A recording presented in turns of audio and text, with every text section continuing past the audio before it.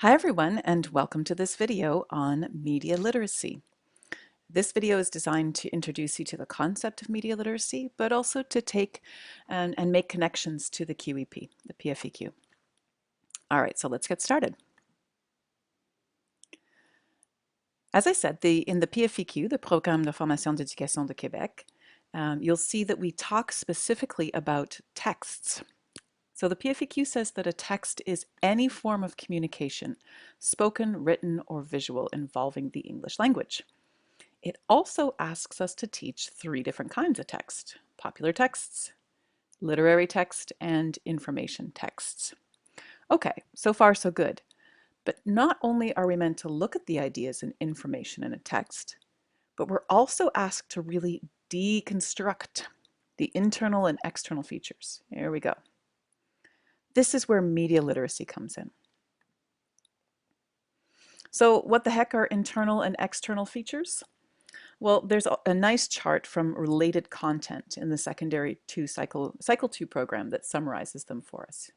So these are your internal features and external features. So just to break it down for you a little bit, if you were to take out a piece of paper, a textbook or anything, a textbook, a movie poster, a novel, a flyer, the internal features are the things that you see directly in front of you. So things like the topic and the information, the kind of language that is used, but also really the technical stuff like camera angles, credits, frames, speech bubbles, the color that's used, the drawings, who appears on the page. So anything that you can really see and touch in front of you. The external features are simply the things that are going on. They're kind of more like ideas. The idea is sort of, what's the purpose of this thing? Is it to inform you? Is it to entertain you? Is it to convince you to do something? Who is it targeted towards? Is it for your friends, or is it for politicians? And what kind of culture is this embedded in? So really what we're doing with media literacy is really looking at the internal features, the things that we can see right in front of us, and making those connections to the external features. Okay. So we have to teach with many different kinds of texts, and we should get the students to notice the internal features in order to make connections to the external features, so the ideas. So what's on the page, and make connections to larger questions and ideas in society. So how do we do this? Well, this is where the idea of deconstruction and media literacy comes together. So again, I've taken this blurb from the PFEQ. You'll notice that before engaging in the production process, students have access to media text similar to the one they plan on producing. They deconstruct these texts. They notice similarities and differences. Okay, and using this sort of compare and contrast, they can start to see what makes an effective media text. How have the producers used things like font and color and lighting on the page to really send an effective message? All right, so students look at examples. That's the first step. They look at examples of the same kind of media they'll produce. So if they're going to produce a podcast, we deconstruct a podcast. If they're going to produce a newsletter, they look at a newsletter.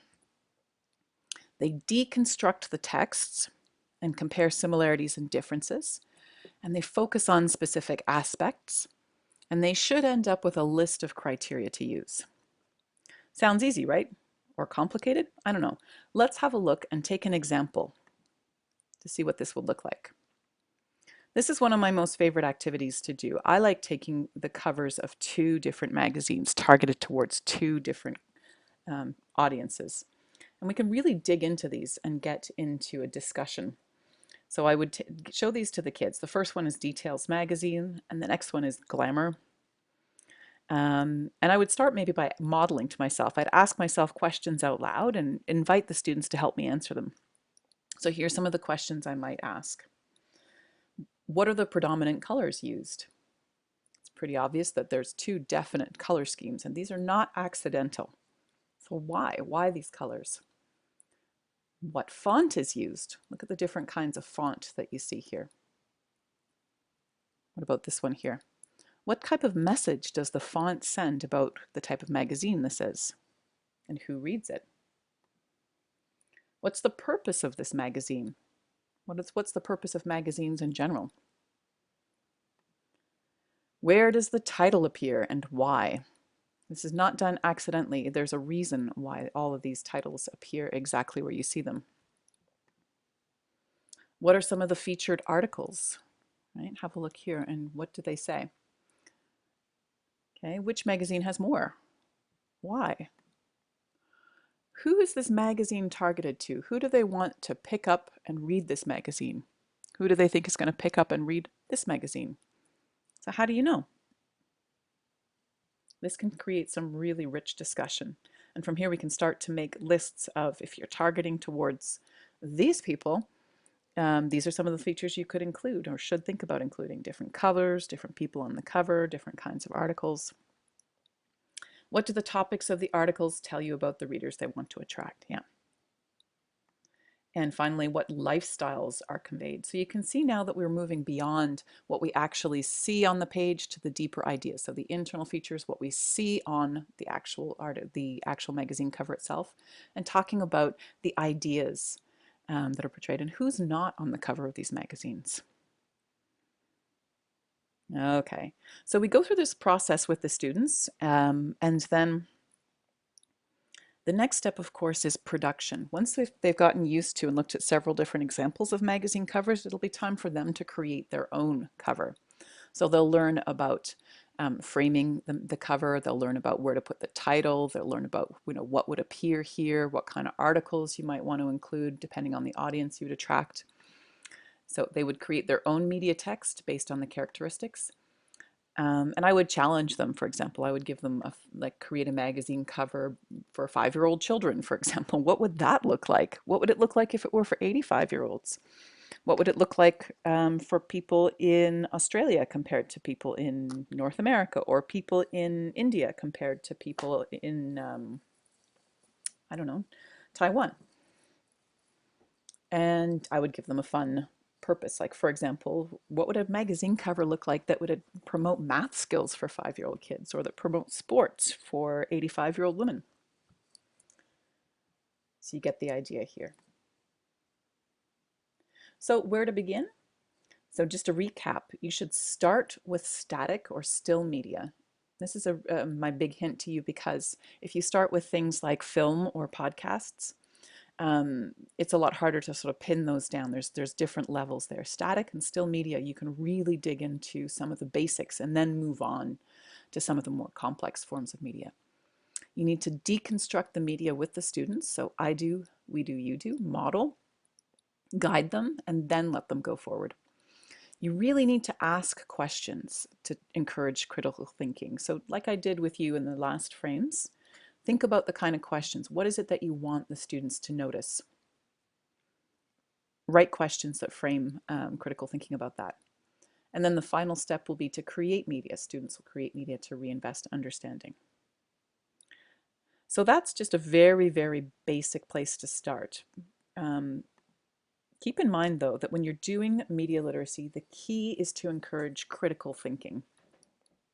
Ask questions about everything that we're seeing, hearing, reading, things that we take for granted.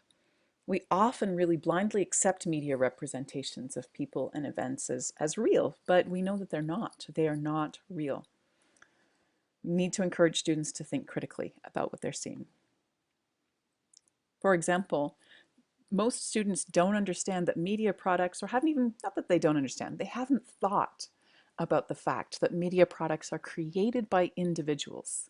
And these individuals, yes, they set out to have to create conscious messages, but they don't always realize that they have unconscious messages that they are also sending about things like who to include, who not to include. Why are there so many white people in television and media and advertising? And this has started to change in the last 5 years or so, but before that it was just an unconscious choice, replicating what we'd already seen. Media products are never actually entirely accurate reflections of the real world. And again, this is a concept that most people know sort of when they stop to think about it, but we often unconsciously accept what we see in media as real. And this is a big one too. Even the most objective documentary filmmaker, people go into documentary film saying, well, it's real, it's documentary, it's not staged. Well, actually, that's not entirely true. Documentary filmmakers shoot hundreds of hours of film before they choose what to show you and what not to show you. Lots of things get cut. Lots of things are not in on the frame when they have the camera. So what's being shown? What got cut? What side of the story wasn't being told? Media is not reality. It's a version of reality, but it's like taking the point of view of one person in a whole world. It's not the whole story. So if we want to encourage critical thinking about media, we need to ask some key questions. Things like, who created the media product? What's its purpose? How does it effectively represent reality? Okay. What assumptions or beliefs do its creators have that are reflected in the content? So what kind of ideas are they perpetuating about, who's important in life and who is less important, for example?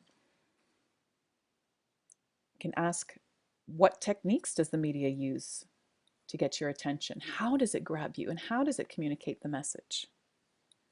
You can ask, how are the images in the media product manipulated? Take the magazine cover. What kind of lighting was there? What kind of makeup? Was there manipulation of photos? This is a big one for the Insta generation, right? What's the camera angle? Which ones are more flattering? Which ones are less flattering? Who is shown in a positive light? Who's shown in a negative light? Some people are not shown at all. Who are those people? These are just questions to get you started. We could talk about media literacy for years and never get to the bottom of it. So I'm now going to point you in the direction of a couple of really amazing resources for teaching media literacy. So the first one is the Crash Course in Media Literacy. If you Google that, it's a YouTube channel, and they have a series of, I believe, 12 videos that really will get you caught up to speed on what media literacy is and some of the ways that the media works to engage your mind and some of the tricks it plays. The next one is Mediasmarts.ca, which is a nonprofit organization. It's Canadian, and it takes a whole ton of teacher resources and ideas about media literacy. There are lesson plans galore by province, resources you can download ready to teach. It's just fantastic. So mediasmarts.ca, you go there and you can lose hours in looking through the amazing lesson plans. And finally, commonsensemedia.org is the American version of this, also has lots of amazing teaching resources. Okay, so just to recap as we finish up, so media literacy is key because it teaches essential critical thinking skills that students, and in fact everyone, needs to navigate in the 21st century. We need to graduate students who are capable of questioning the environment around them and thinking critically without blindly accepting things as truth. Media literacy explores all different kinds of text, so it's not just literature or magazine covers, it's podcasts, it's flyers, it's you name it, you can think about it.